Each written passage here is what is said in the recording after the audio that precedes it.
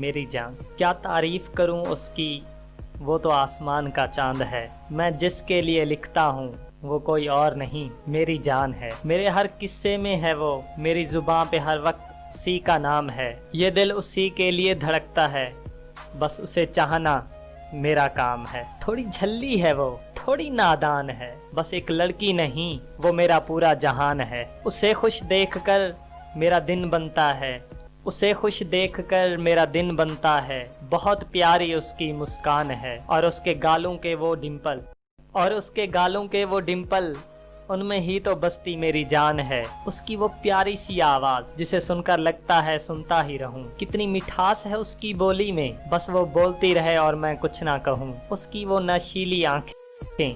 नशीली आंखें जिनमें खोने का दिल करता है, और सबसे खूबसूरत उसकी थोड़ी का वो तिल लगता है। वो बस एक तिल नहीं, वो तो नजर का टीका है जो रब ने खुद लगाया है उसे। उसने भी सोचा होगा कितनी खूबसूरत है, कहीं नजर ना लग जाए उसे। पर अपनी खूबसूरती पर वो कभी गुमान नहीं करती।